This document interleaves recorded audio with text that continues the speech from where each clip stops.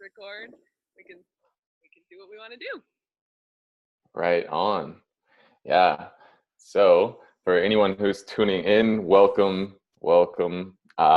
This is my friend Amanda. We met on the mastermind for Breaking Normal, for birthing book app or whatever it is, a year-long plan. And yeah, this is part of it. We made a cool connection, had some stories that kind of intertwined. So yeah, we're kind of just sharing that with everyone today, and yeah, just kind of seeing where it goes. So one of like the biggest connections that I noticed with like you was like when you talked about like your transformation between like an athlete to having that identity stripped away, and the big impact of your car accident.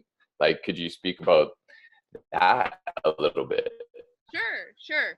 I'll just give a quick intro so your folks know who I am. I'm Amanda Heisman from HeismanHealth.com. I'm an intuitive nutrition and energy coach, and I help folks eat intuitively and eat for energy so they can use that energy and that intuition to just build a life that they love. And so that food and meals aren't really like this thing or this struggle anymore. That's really my bread and butter and what I love doing. I also heavily explore the spiritual and emotional sides of nourishment, coming at health really holistically. And I'm a nutrition intuitive, so I can channel the needs of the nourishment body and give intuitive nutrition messages. So that's been interesting. That's been an interesting layer of my business as well. But and I'm happy to be here, and I really resonate with what Tyrone's doing with his vitality and Zen and Shine and everything else. A lot of our words, I talk about the energy of nourishment, he talks about the energy of vitality, which really are like in a beautiful dance, right? They like just bathe together. So yeah, my story kind of starts with a car accident when I was in corporate America, and I was in IT sales, and I was doing well there. But I got in a pretty serious car accident and suffered some herniated discs, and suddenly like my life as I knew it kind of came to a halt. But it wasn't this like screeching halt. It was like this slow, painful death. I was trying to kind of like fumble my way through a recovery. I looked the same. I felt the same. There were no broken bones. There were no blood. It was all disc stuff. So I looked the same to my friends and family, but I was in chronic pain a lot of the time. And I kind of went through the Western medical system of that, CT scans and MRIs and neurologists and PT and the neurologists. That kind of ended with them telling me to fuse my discs together. And I was like, no, I'm not going to do that. So yeah. What made you make that decision? Like, what was like the, I'm going to take this other path as opposed to, listening to this? It was just a knowing. It was just what I would call now a body knowing, an intuition knowing, a full body no, like like that's just not happening. When like one of those intuitive hits, when you know something. And I didn't know, I didn't know many holistic modalities or many other paths out there at that time. I just knew not that. And I feel like that's a lot of times where our journeys start, is not that we know where we're going, but we know where we're not going. And yeah. So I know you and I have talked before about like moving away and into something. So it was kind of that energy, this gradual shift into, I just got to explore. I just got to find what works for me. And anyway, to circle back to your question, a lot of the recovery was kind of a stripping away and stripping of layers of like outside characteristics that I presented to the world, right? So I had a whole thing, I had a lot of identity wrapped up in being a success, like being a successful professional, and being like, I'm a firstborn, like just high achieving, like, go sort of thing, like work hard, play hard, but I wasn't resting hard. I was just like going. I had a lot of identity wrapped up in athleticism. Like to me at that time, that was the athletics and sports were kind of like the end all be all of health. Like I didn't think much about nutrition and other parts of health. That was just what I did. I did marathons and triathlons and soccer and basketball and just like a lot of sports. And that was kind of how I grew up as well. And I had identity wrapped up in like beauty, outward beauty, I guess. And after that accident, I gained about 20 pounds. My body looked differently. My body felt differently. I couldn't do a lot of the things that I wanted to do that I'd found so much identity in and joy in. And I kind of was, I kind of struggled to figure out what am I if not these things, right? So yes. It was a painful year. And then something kind of clicked somewhere in there of just trying to find at least one thing that I could do or something that I could resonate with, whether it was physical activity or not, but just one thing that I was like, who am I? You know, that like, absolutely. Yes. Yeah. I can resonate with that. Yeah, I'm sure you can. So I started researching about nutrition. Something kind of finally clicked in me where I was kind of started to put together the intake with the output. Like, oh, if I can't go run 5 miles anymore, maybe I should take a closer look at what I'm putting in my body. And then I was just dumbfounded with when I changed that, how much more energy I had, how much better I felt. Just felt the energy felt exponential in comparison to like the small changes that I made. So was it kind of like a experimentation kind of process where you're like, yo, I have no idea like where to even start. I'm just going to start testing these things out and kind of gauge like how I feel with this and stuff, or is that kind of how it went? Absolutely. And it was one of my favorite authors. I talk about her a lot, Martha Beck. She has a book called Finding Your Own North Star. I don't know if you've heard of it, but she talks a lot about like your body compass and your inner knowing and how does it feel in your body. So I just read that. And again, that was like prior to really being exposed much to like holistic modalities or spirituality or anything like that. I read that and it made a lot of sense. And she talks about just doing the next illuminated step in front of you, like not worrying about the month-long, year-long, 5-year-long plan, but what do you feel like doing right now? Do you feel like taking a nap? Your body's probably telling you need, you need a nap.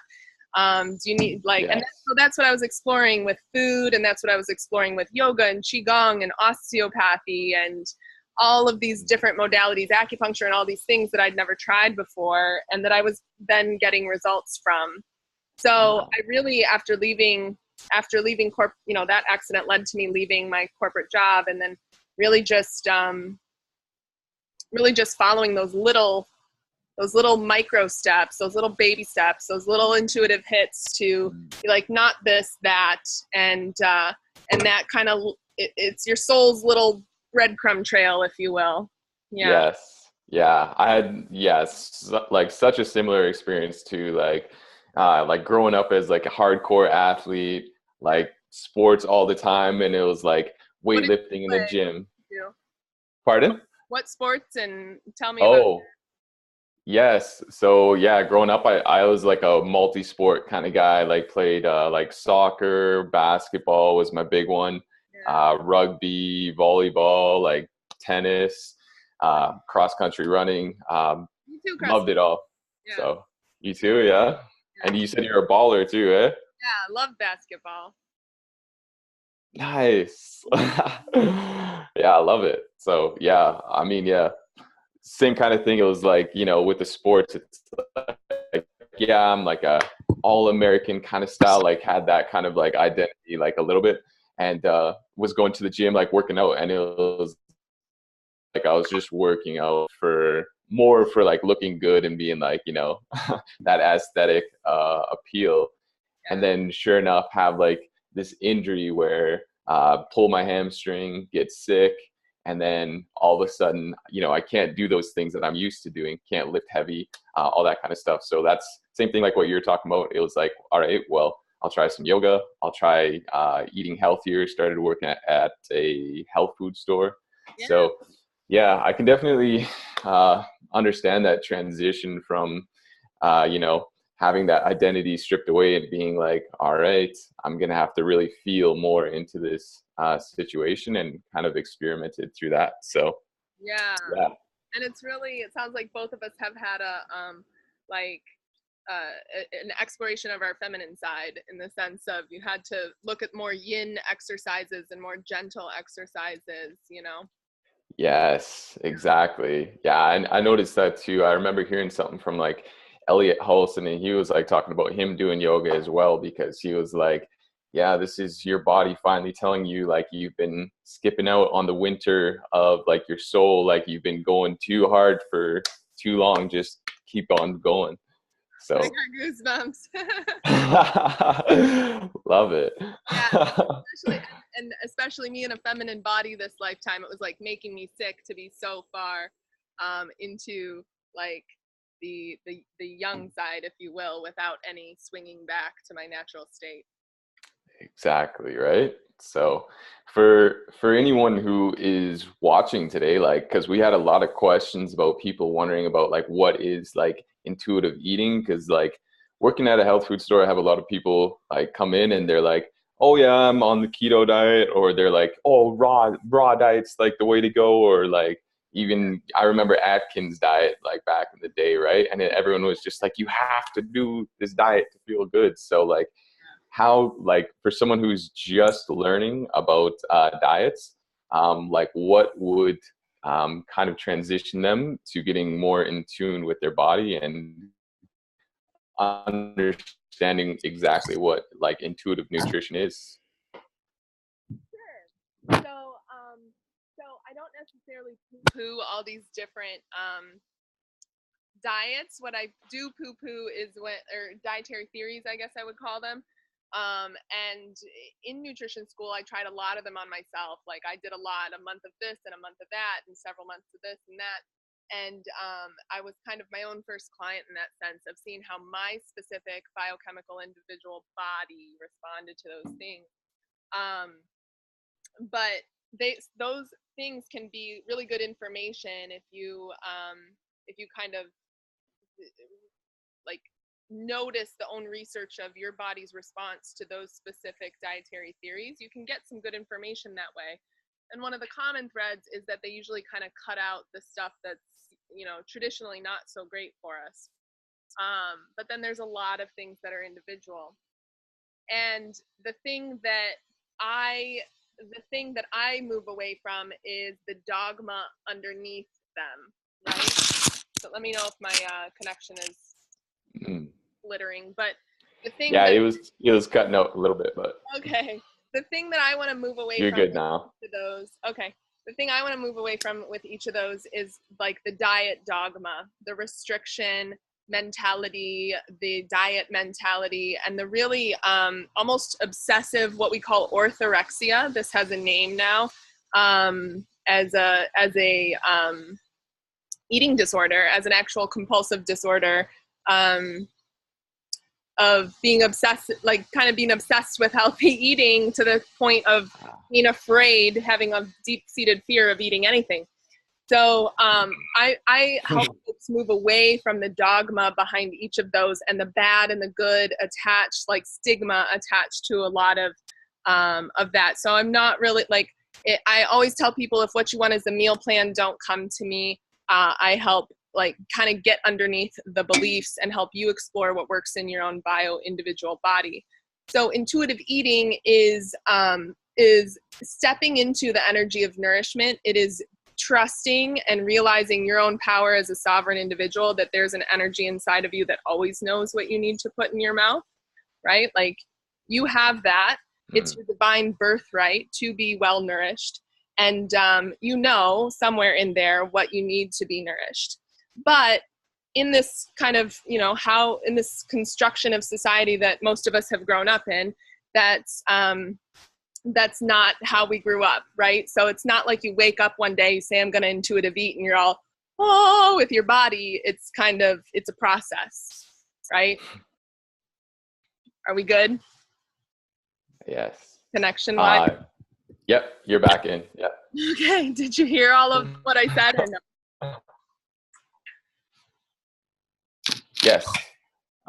Yeah, you're just what I just had finished on from what I heard from you is that we didn't grow up with this understanding of intuitive eating. So, but yeah, I loved everything that you said about that. Like, I definitely resonate with that. I know, like myself, I was at that point where it was like I was eating like so restrictive with myself, and I was eating healthy food, but it was like, you know, I couldn't even have like a sliver of a donut, and I'd be like, nah, no, like you cannot have like any of that today. Like it was just like hardcore, and like my body, you know, would like feel tired afterwards and stuff. So I wasn't as in tune with my body, even though I was eating like healthier foods. So, but I wasn't really in tune with my body. So still been like a journey in terms of that. So yeah, so I run an intuitive eating program that's actually built to take one through like the practices, to like practice on a daily basis to get more in touch with that body intuition and that body knowing, and to really release a lot of the judgment around food.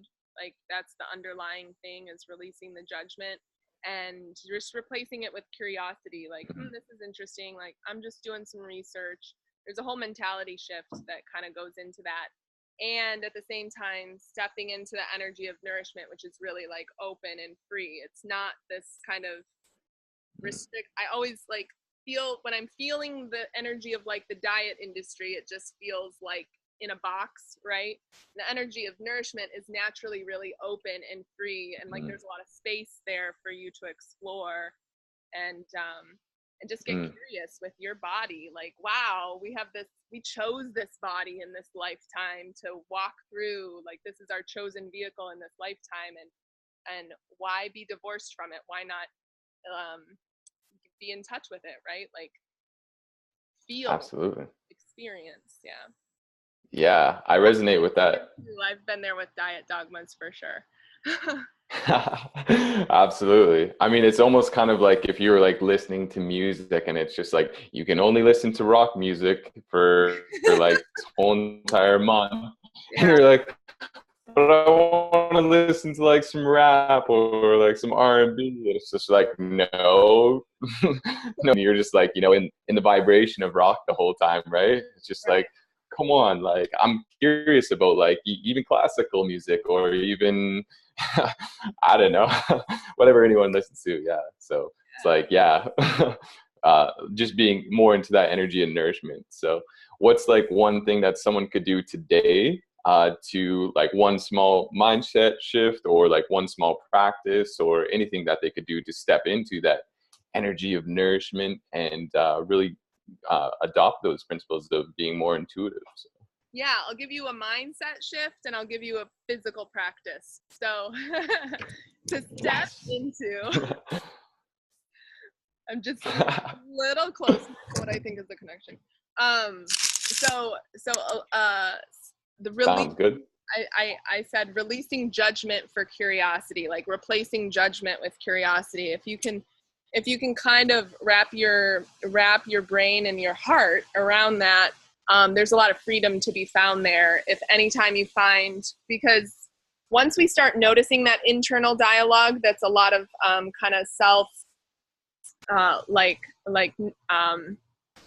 it's not self-loving, right? It's this inner critic talk within ourselves and really judgmental towards ourselves. Once you start noticing that, you'll start catching yourselves and going, like, I'm curious. I wonder what that's about, or curious about what food makes me feel what way and what my own bio-individuality is doing. So that's like a really a great first step to kind of mantra. You can write it on your bathroom window or do, wall, mirror, whatever that is. and read to yourself. The other one is, I was just talking about this with a friend the other day, is the simple practice of chewing your food. So there's a lot of, I talk about like making the meals sacred again and eating at the table and not doing anything else while we eat, getting out from behind the computer screen, getting out from behind the phones and the whatever driver's wheel, wherever we eat. and chewing is one of these things that is, we've all heard like digestion starts in the mouth, right? Especially for carbohydrates. And so there's lots of digestive enzymes in your saliva. But the act of chewing really becomes almost like this mindful meditation and appreciation of what's going on and how you are nourishing yourself and how you are feeding yourself. When I started noticing this, I was like, I'm pretty much taking like 3 bites and then swallowing my food, or I'm taking 5 bites and gulping stuff down. Like, this is literally like the definition of inhaling your food when I started noticing it and making my stomach do all the work, Yeah. And so when I started to notice this, there's research that says 30 is the magic number. So that can be tough to do for an entire meal. But what I usually suggest is people just pick 1 bite in 1 meal and do 30 chews and notice how that feels. Notice the texture of the food change in your mouth. Notice what's going on. You might think that's going to be a tiring exercise, but what I find is it really relaxes my jaw, which is actually one of like my problem areas, my neck and my jaw, but it like really relaxes me. And you taste the food differently. Like I said, the whole texture changes. You're nearly pureeing it with your mandible. And so 1 bite, 30 chews. And then if you can just get those other bites up to like 12 or 15, like a little bit more to where you feel that first texture change, that's going to have a really strong impact on your digestion and how you feel overall, because digestion is one of those things that takes a lot of energy from, other parts of our lives. Yes. Yeah, that's incredible. You touched on so many amazing things there, like, like mindfulness, like with eating and I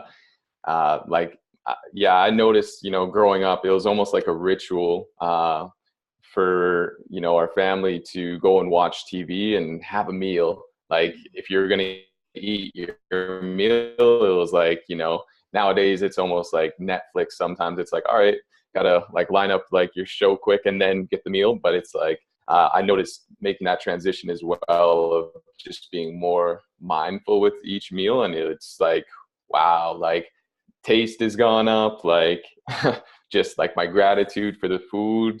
Yeah. It's incredible. So I think it's incredible as well. And it's something that, especially whether we're a family of 6 or a family of 1, I think it's still important, like as a single person, to like sit down with my meal and like have that time with myself. So I cherish that time. Absolutely.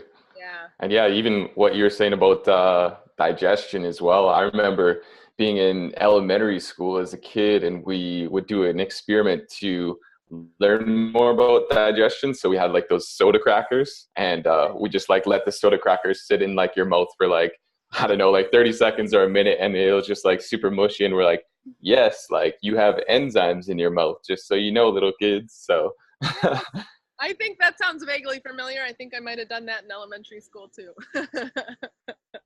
Yeah. Right. So yeah, thank you for sharing that though. Like that's a huge insight.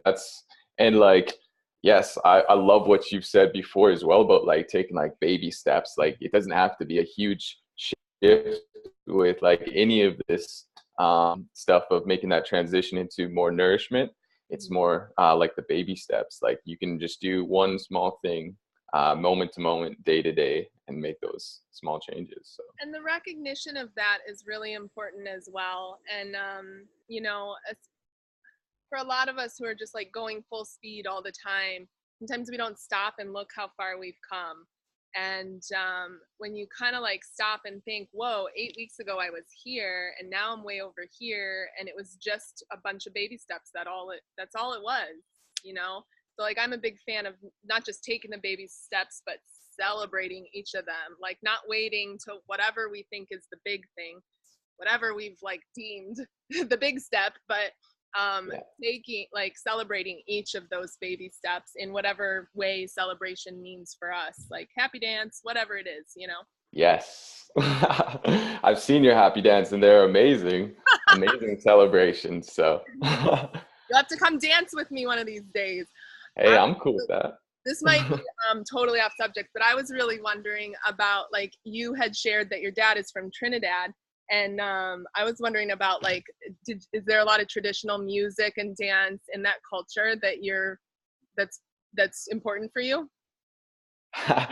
Yes. Lots that have like allowed me to open up and let loose like as a kid. So like with like the soca and calypso, like, I mean, there's so many songs where it's just like wind your hips, wind your hips, all this different kind of stuff. And I'm just like, all right, like getting hardcore into it. So it really just like loosens you up, and it's just like such a celebratory kind of like music that you tap into. Like even during Christmas time, there's forget what it's called, but it's just like, it's called parang and stuff like that. And it's kind of similar to like carols in North America. It's just amped up Caribbean style. So Cool. it's pretty cool. You're gonna have to send me some of that music. Oh, definitely. Yeah. It gets you pretty like amped up because like, I mean, they have like Carnival, which is like one of like the biggest like festivals next to like the Brazil one, I guess, where like everyone's dancing in the streets and it's just a huge celebration. Like you even have like tourists coming in and like dancing with like everyone, and it's just like, whoo, big celebration. So yeah. There's like festivals like that in the Florida Keys, and like a lot of Caribbean cultures come together there, and it's just like, it's so fun. It's so fun. Right? Yeah. Exactly. So yeah, love to do that. And all kinds of music though, like yeah, like speaking on the subject of like music, and because like a lot of people did actually ask about like self-expression and how that relates to like nourishment as well, because like dancing is quite nourishing. Like I mean, people go to clubs, people go wherever to dance, right? So like what are some ways that you step into that nourishment even more through dance and through music?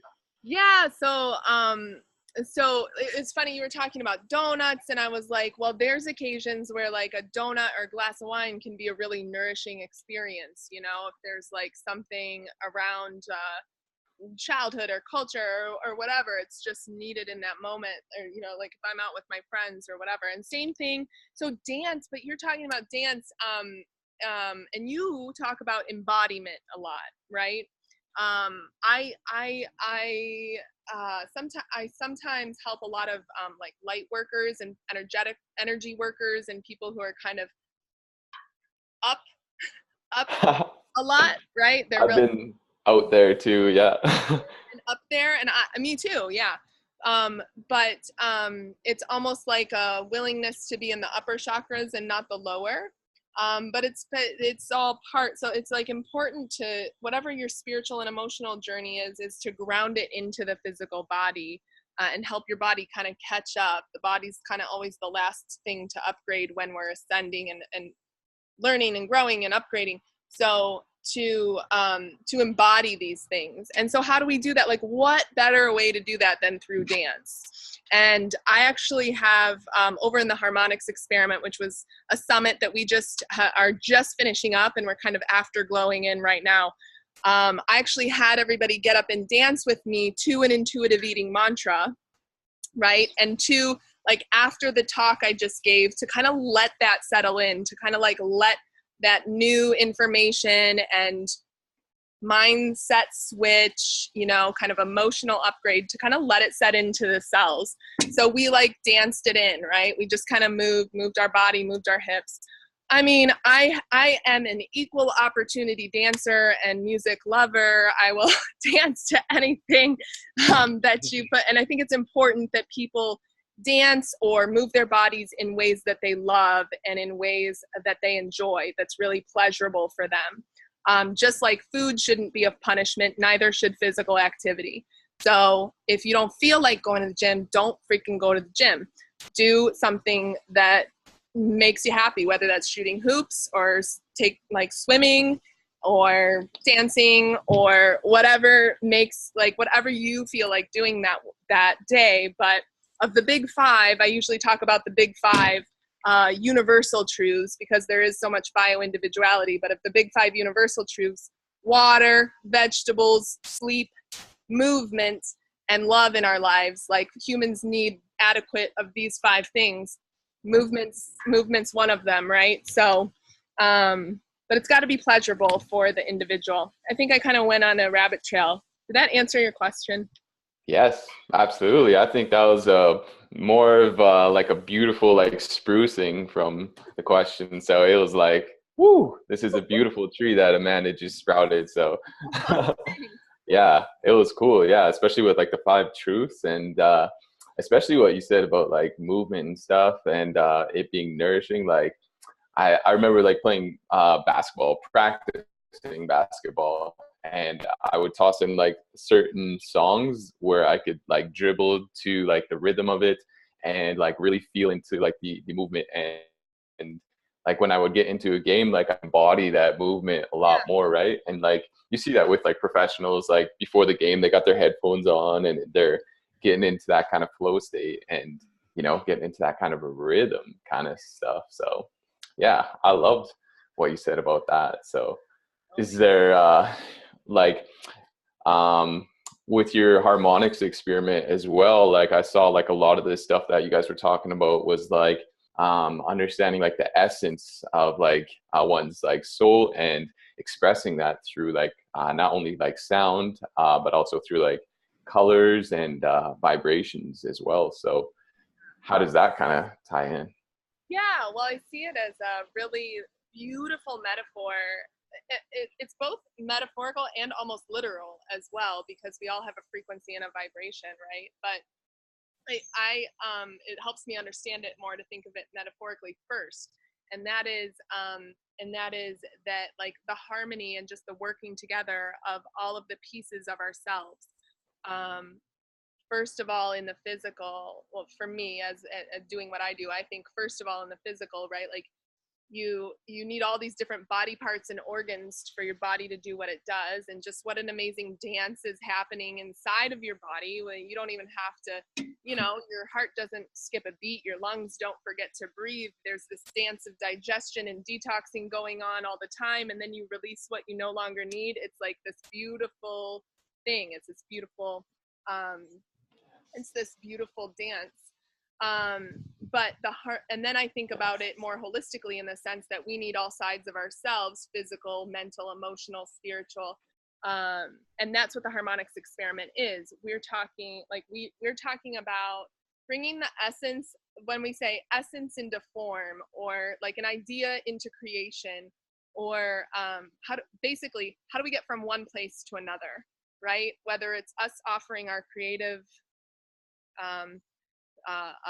gift to the world, or whether it's just going from one place to another. So like, how do I get to a place of feeling abundant when I really feel broke? Or how do I get to a place of feeling vitality when I really feel sick? You know, like there's the reality of this is where I am right now. So how do I get to that place? And so we just explored that on all levels in a big circle with 5 or 6 different speakers, and I was one of them, about how to do that, and how to come about how to take those, we just talked about it, right? Like take those baby steps into actual form, into bringing it into creation, and not just sitting kind of in the idea state here. I mean, this is what we're doing in the mastermind, right? Exactly. Yeah, it's so true. Like myself, like I get into my head quite a bit, and I'm like, you know, very like dreamy, like, oh, it's gonna be like awesome and all this stuff. And it's like, well, like that's like a beautiful like picture, but how do we actually like paint that picture? How do we actually like what you said with the essence, that makes me feel like you're like an alchemist almost, and you're taking all these different essences, both like sound, vibration, like as a holistic perspective, and kind of making it all into like gold. It's like a refinement. So Yeah. really appreciate that perspective. Thanks, Tyrone. Yeah, alchemist and like a gardener too. Like the two, like you're, it's this really nice dance of you got to take the creative, like you got to take the inspired action, but also like have that open hand of surrender as well. Like you can't be holding on to it too tight. Just like you got to water the plants, but they know how to grow, and you have that energy inside of you that knows how to bring forth. Like it's coming no matter what, you know. So just Yes. supporting it and nourishing it is going to help it. Wow. Yes. That got my heart pumping. Like I'm totally feeling that, especially like just when you talked about that core essence of that energy that we have to grow. And that's like inherent in all of us, like that desire to grow. Like you see it with like plants where they're growing towards like the sun. Like Yes. we have this within us. So I love that. So, and especially with plants too, Yeah. like we're so individual as well. Like what you're talking about before, where we all have this, can't remember the exact word you said, like different individuality, right? So, yeah. How does one tap into that? Or do you have something? No, you're just like, I'm just riffing off of what you said. And it's funny with the plant. I'm like doing this because there's plants right here. These purple, they're pretty. Oh, let's see. Nice. I know how Wow. these are. And then there's a dog. We were talking about basketball. There's a dog. Yes. I was also just thinking, tying in with everything else that we've been talking about, like the sun is masculine, the sun is yang, and the water is feminine, the water's yin, and it's they are both needed to make this plant grow. And then plants, what is food but plants, right? Like what do we nourish ourselves with but things that grow from the ground? So what did you ask me? How does someone what? Yeah, understand more or have greater awareness of like those bio individuality kind of aspects, like we were talking about before. Like, you know, you could have someone like myself, who before was like very like masculine, and I'm like, I have to crush this goal, I have to do this, I have to do this, and it like, you know, eventually felt that pull of like the feminine that's more like, no, you got to do some yoga, you got to do some more restorative practices kind of thing. So how does someone gain greater awareness of that, so then they can kind of, you know, when those aspects come up, when it's like, whoa, you need to balance this out a little bit better? Or is there even a balance aspect to it? Is it all just meant to be? Is it all just part of the dance? Or I don't know. I mean, you know, and they know as well as I know, but I would say, you learn by doing. Like we don't gain much when we're just going over the same circular merry-go-round of thought in our head. When we actually do and try different things, then you get data, you get some information. So that's when I was talking about the noticing what happens when you have different sorts of food, like noticing how you feel, noticing how if you do all weightlifting and all I don't know, bodybuilding and cardio and basketball, how you feel, versus if you do some qigong and some yoga, how you feel. It's just bringing awareness to what you're already doing, and then kind of using that as some data and some research to say, hey, like, I mean, this is how I found that my body didn't respond real well to dairy. But I never noticed that in 20 some years of having dairy. I had never noticed that my body didn't respond well to dairy until I actually brought awareness to it, right? I just thought it was normal to have like severe PMS symptoms and acne and headaches at night and stuff like that. I just thought that everybody kind of dealt with. But when it's kind of this thing of when you start to notice trends, you'll start to notice trends, even just like 3 weeks of keeping track of this sort of stuff. You'll start to notice trends, and then it was one of these things of I didn't realize how great I was meant to feel until I started feeling that way. Right? And that's something that happens with a lot of the folks I work with. And that's another thing is, you know, if it's all feels like overwhelming right now, is getting a mentor or a coach or someone to work with, whether it's someone like Tyrone or me or not at all, someone you resonate with, but someone who's trained to help you walk through those steps and to notice those bio-individual things can be really, really helpful. I've invested with a lot of coaches over the years, and it's been, I don't regret ever 1 cent of it. That's amazing. Yes. Yeah. And yeah, wow. You just touched on so many beautiful things again. So I think we're at our creative constraint almost here. So yeah, like, I mean, for anyone who is interested in some of your work, like what's kind of like the future looking for you? How's that kind of unfolding and sprouting up for you? Yeah, so I have a full-time coaching practice. I love coaching people one-to-one. I do 12-week one-to-one coaching, and that's the deepest way to work with me. And I have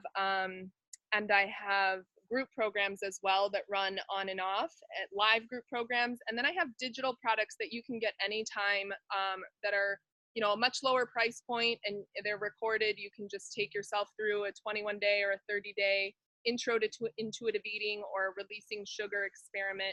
So I have those sort of programs, which are really nice ways to get into my my work. And so that's what that's what I do. But as Tyrone knows, I'm just kind of doing a lot of different creative projects right now, and there's going to be some involving music and dance and books and just some stuff coming down the chute, which will be really exciting. It'll be really exciting for me to branch out in that way. And you can find me at heismanhealth.com. That's my last name, Amanda Heisman on Facebook, or Heisman Health on Facebook and Instagram and across the social media handles. And I'm sorry I didn't get a chance to look at the questions that your followers posted, but if anybody has any questions, they can totally feel free to contact me wherever, on any of the on Facebook or wherever. I'll toss in all your links and wherever I post this, probably down below, people. You can check out her links.